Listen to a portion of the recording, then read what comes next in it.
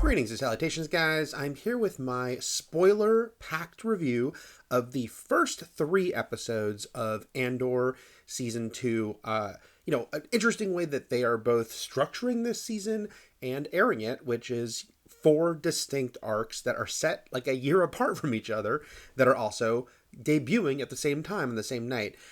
Look, in my ideal world, first of all, we would have gotten 5 seasons of this show, which was the original pitch. The original idea was that each season would be a year apart leading into Rogue One.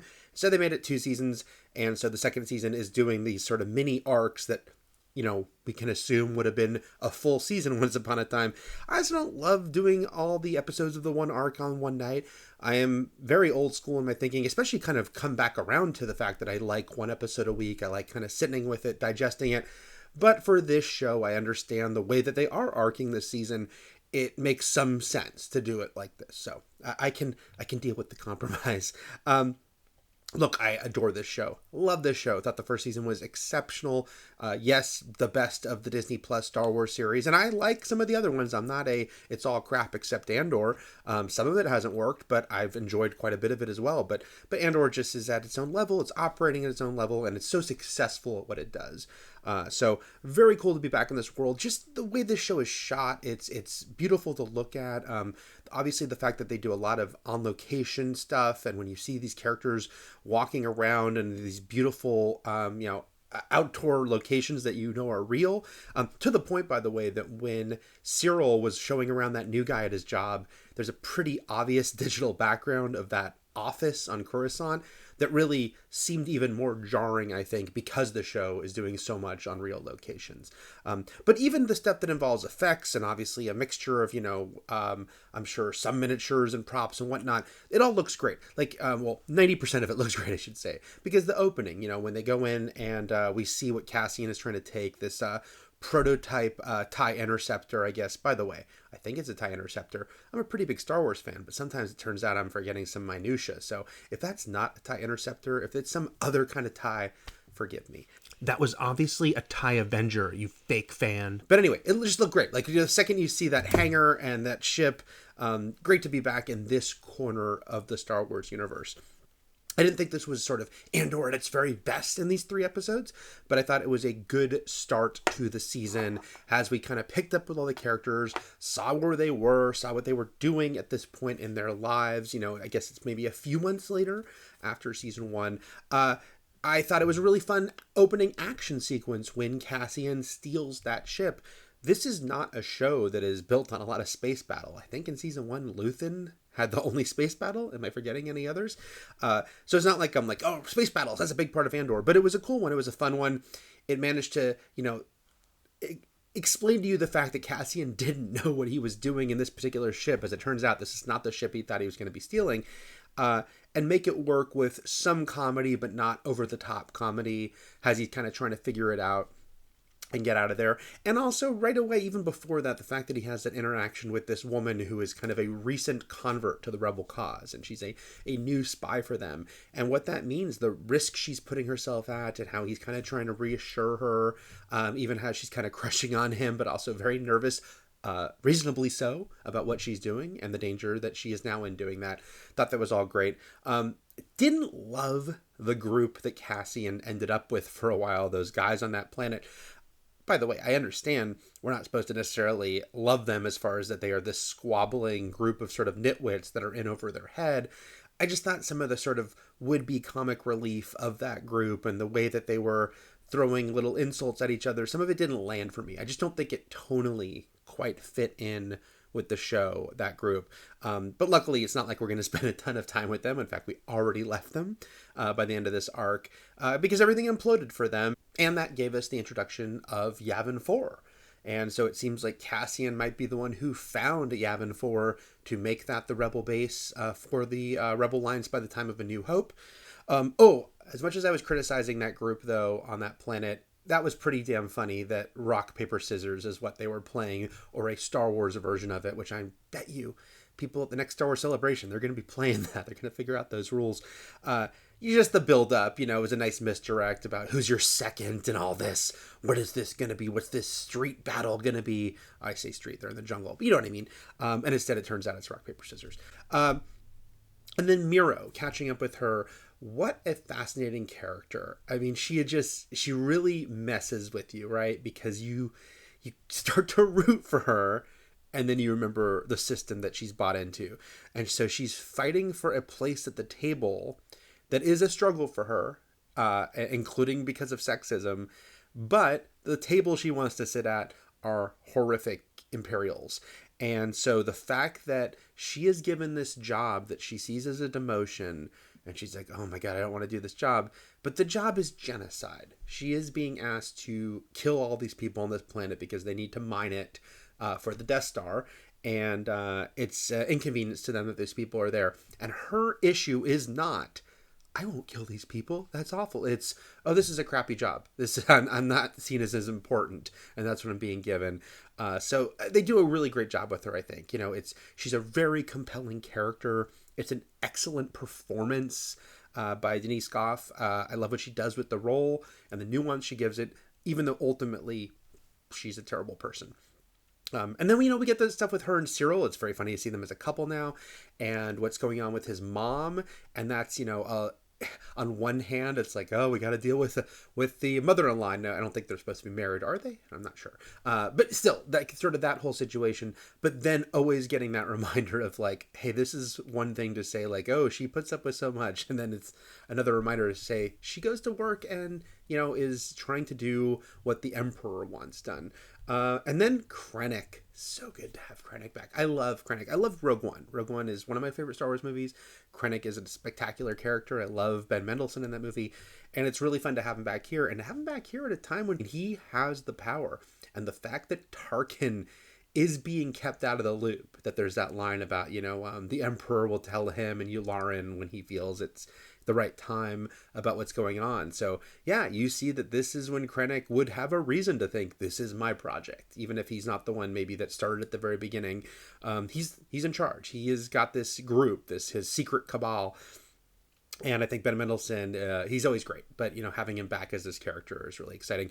I doubt if we'll see Tarkin, and frankly, I don't want to, because as much as I love Rogue One, the digital recreation of Peter Cushing, it hit the uncanny valley. I kind of wish they'd kept it more minimal, maybe kept him in reflections, because the more you look at him, it's like, that's not a real person. So I don't want that again, and I fear that they feel like that's the only way they can do Tarkin. So let's just keep him off camera. And it's just interesting to Krennic's arc, his entire arc going through Rogue One, that at this point he has every reason to think that, Tarkin is insignificant, or certainly not as significant as he is, it feels at this time. Sorry, Krennic. Yeah, that's not going to be how it goes in the long run. Well, bouncing back to Miro for a second, it was interesting to get some backstory for her about her parents were criminals that were arrested when she was 3. Felt like it was a continuity error when she says that she was raised in an Imperial Kinderblock. I'm only going by the actress's age, but I don't know. It just also feels like for the character. Denise Goff is 45. It is easy to forget that the Empire is only in power at this point, like 16 years? So 16 years ago, it just doesn't seem right that she would have been a kid when there is an Imperial Kinderblock. Should have been a Republic Kinderblock, right? But that's okay. The thing about Tony Gilroy, of course, that is so interesting is that he's not like a Star Wars mega fan. Although it does feel like someone should have corrected that. Maybe I'm wrong. Maybe there's a way to fix this or to no prize it. I don't know. It just didn't seem like it worked. But that's okay. I don't get horribly angry about continuity errors. I just like to point them out and have some fun with them. Then we have Mon Mothma's storyline, of course, with this wedding, this sort of terrible wedding that she has arranged. She's sort of selling out her daughter. This was a big thing at the end of season 1. Because she is doing what she needs to do for the greater good, and it means making her own crappy decisions because, Andor is a show about everyone sort of making compromises and how no one's hands are clean on this show. So yeah, I really liked what was going on with her there, and this predicament she was put in with Tay, her old friend who now wants some money. He wants basically a payoff. The end is interesting with her sort of, getting drunk and dancing. First of all, it's going to be a meme. I'm recording this, a week before this show premieres, but I am I'm sure by the time this episode has aired, like it's just almost instantly people are going to make gifs and memes of Mon Mothma. Dance like Mon Mothma. I get it. It's just an interesting visual in a Star Wars story that you don't expect.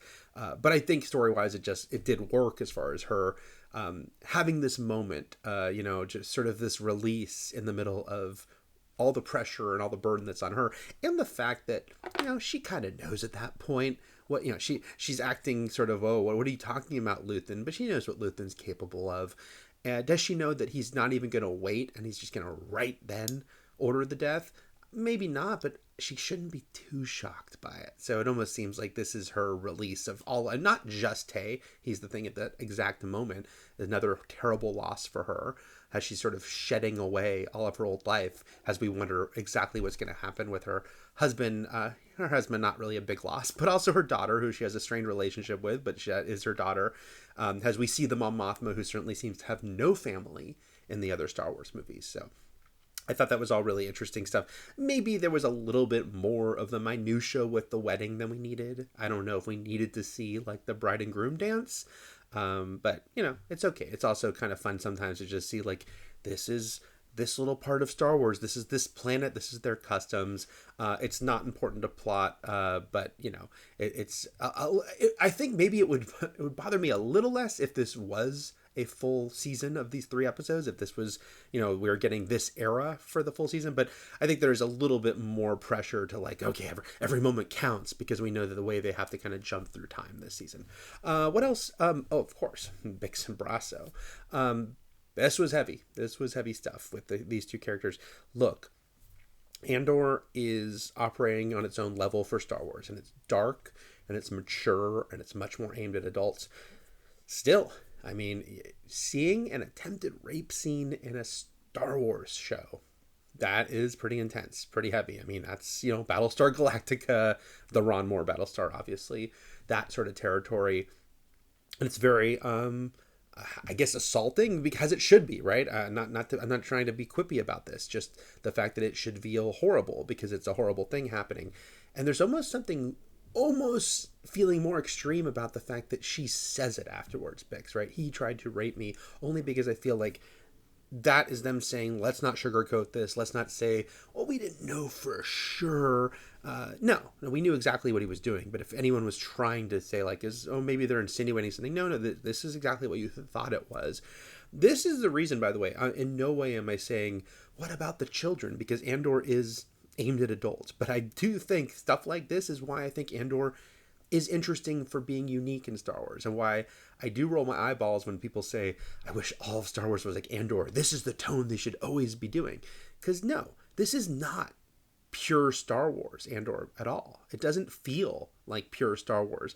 But that's what's interesting and great about it, is that it gets to kind of play in its own lane. And I wouldn't want Star Wars to always feel like this. I don't think it would be appropriate, and I don't think it would be what makes Star Wars popular in the first place, because we do want to see Jedis leaping around and sort of fun, quippy stuff and smugglers and all that stuff.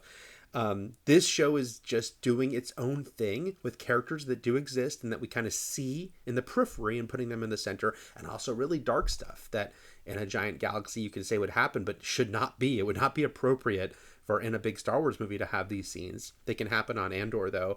And I do appreciate that. I do hope with Bix, she's already beginning this season, sort of still dealing with the trauma of what she went through at the end of season 1. So it's so awful that now this nearly happens to her. Thank God she's able to fight that guy off and kill that Imperial bastard. I'm curious where they go with her. I hope she gets to kind of really get her own moments and really kind of get to be more assertive and forthright and come through this, because right now, God, that girl's gone through a lot. And then poor Brasso, it was very sad to lose him. I think it's one of those characters that, it's not like he was like a huge focus, but he was a dependable character, literally, like he's the dependable friend, but also just a nice, warm presence on the show. What do I want to say? Joplin Sibtain, am I saying his name right? I hope so. But really nice performance. I think that he kind of gave that character a lot of heart, and so you felt the weight of that. in a season that we kind of expect a lot of death, right? I don't think it's going to be Rogue One where it's like every one of the, well, we know Mon Mothma's safe and Saw Gerrera's safe, but I don't think they're going to kill all the new characters either. I think a couple of them are, able to kind of exist, and we can always say they were off camera during the original trilogy, but probably going to lose a few, right? And so it feels like Brasso might have been the first of a handful. We'll find out.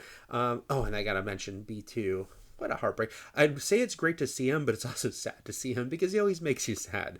Man, there's so much emotion in that droid. Too much emotion? I mean, just for his own good. I feel like they should have turned it down so he doesn't feel so sad all the time. But I want to hug that big square red droid because he just seems so sad. But a great character. They infuse so much emotion. And on a show especially where it feels like Tony Gilroy doesn't love anything that's like too weird on the Star Wars scale, and there's so few aliens, I should say, on this show. Like, in these episodes, I think we got a couple here and there, right, sitting at the table on that planet. There were a couple, but to have a droid character that has this much is depressed is I guess it's on point for Andor. I should mention with some grim humor that between the attempted sexual assault and the fact that the Empire wanted grain, this was freaking Rebel Moon, right? There's just something weird about that because the backstory of Rebel Moon was Zack Snyder wanted to make a Star Wars movie and this was his pitch and it didn't happen. And then he's like, okay, I'm going to go do it somewhere else. I can make it as dark and gritty as I want. So then it's kind of ironic that now this Star Wars show that is super dark is like literally has some of the same things happen. Although grain, thank God, is not nearly the focus it was in Rebel Moon. It was just a little part of this first arc. I'm guessing grain won't come up again in the remaining episodes. I hope not. It'd be if I'm wrong and it's all grain focus from here on out. Well, I'll admit it that I was wrong, but I don't think so. I have faith in you, Tony Gilroy. All right, guys. Those are my thoughts on the first 3 episodes of Andor. I thought, a solid start to the season. It's going to be weird to pick up with the next episode, and it's presumably a year later. I hope it doesn't feel too sort of jarring and jolting to have an entire season like that. I hope it can feel like, because I don't know if this felt like a complete mini arc, but at the same time, I kind of give it a little more leniency because it is the very beginning of the season. And obviously, like the Death Star alone gives you this ticking time bomb. They are trying to complete the Death Star. We know they're gonna, but we're going to see how all the pieces of that come together and sort of aim us towards Rogue One at the end of this. All right, those are my thoughts on the Andor, well, not season 1 premiere, the first 3 episodes, but yeah, the first arc. So let me know what you thought in the comments about this first arc. Are you sort of intrigued and excited by the way that they are formatting this season? Do you wish instead it was 5 entire seasons, or do you feel like, hey, this is probably going to be enough? This is a sort of down and dirty story, and this is an appropriate way to tell it. If you can like and if you can subscribe, that would be excellent. All right, guys, thanks. Take care.